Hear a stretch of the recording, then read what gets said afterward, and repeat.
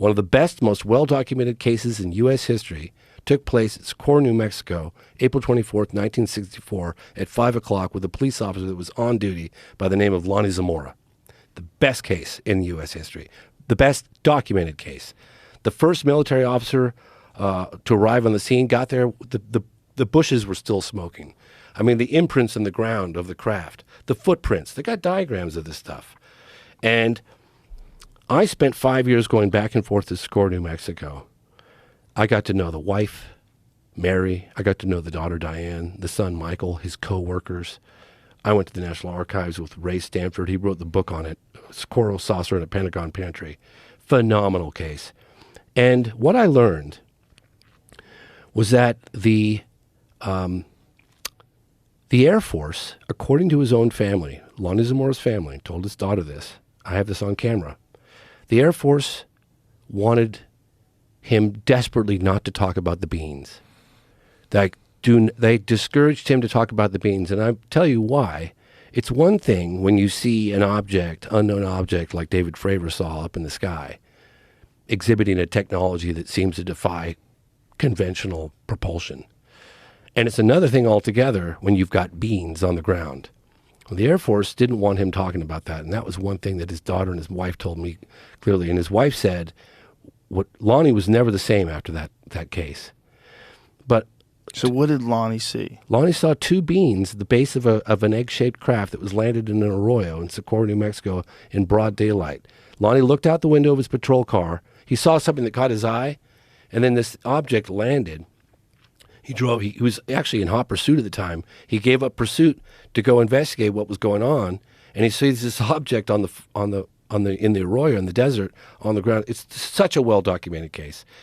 And he rolls down his car window and he's looking out and he's going, am I looking at like an overturned car? What the hell am I looking at?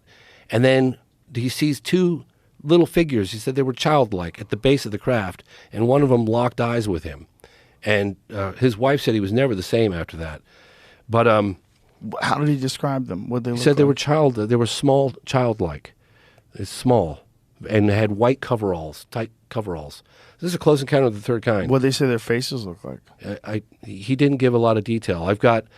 So I went to Lonnie's house. I got to know his wife quite well. Lonnie had passed a couple of years prior to that, and I don't know how far down the rabbit hole you want to go in this case, because we could talk on this case for 3 hours, but whatever. I could tell you that I got access to, he had this black duffel bag, and it was with his wife's permission. He had kept all the original newsprints from like the articles that had come out, and that's where I got the details. And he also talked about it in some recordings that I got from his family and other researchers. It's in the movie, The Phenomenon.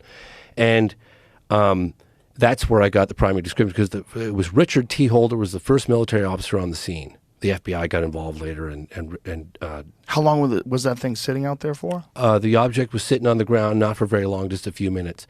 Lonnie saw the beans, and he went like around to get a closer look. I mean, he was like, what the hell am I looking at?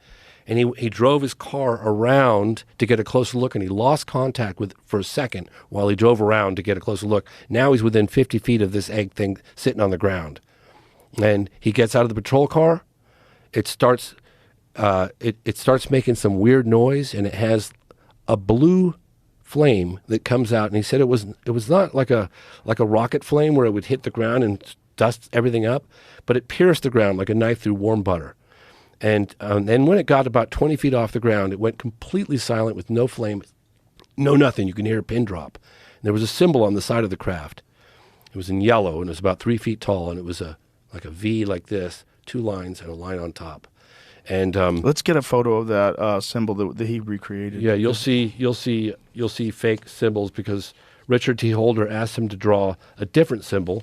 I actually have the original symbol on a document from Dr. Hynek. Why did someone ask him to draw a fake symbol? Because he said that if anybody else claimed to see the same craft with that symbol, they would immediately be able to identify a hoaxer. Oh, so which was the real one? The real one is that one right there with the 2 lines in that upside down V right there. That's the real one. That's the real one. Yeah, and I've got the document in Dr. Jalen Hynek's own handwriting Ray Stanford and I went to the National Archives and found it. It was a huge find. So they did that on purpose, just in case some copycat people started coming up He with did. Richard T. Holder, and I met Richard T. Holder's 2 kids and talked to them about it.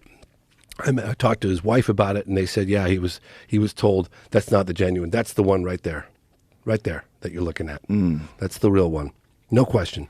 So anyway, my point is, he drew. Is that his handwritten note over there that shows it? Yeah, that's definitely. I actually found the original one of those. That's it. That's the document that I found with Ray Stanford at the National Archives in 2013.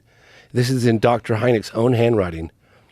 Enclosed suggests any resemblance to the, and he draws the symbol of Socorro. Maybe yeah. I mean, it was kind of a genius move, quite honestly. So this was the case that turned J. Allen Hynek? So yeah, so what happened was, Jacques Vallée was it right? So that's what it looked like? Similar? So similar to a Tic Tac. Yeah, that's what it looked like. But when it got to about 20 feet off the ground, it went completely silent. No blue flame, nothing. The landing gear was retracted. It was just an egg. And it floated off in the distance. In fact, Lonnie, I've got an interview with Lonnie where he says that one of the officers who arrived on the scene actually saw it fly off in the distance, and it was witnessed by other people in the town that saw this thing flying. Didn't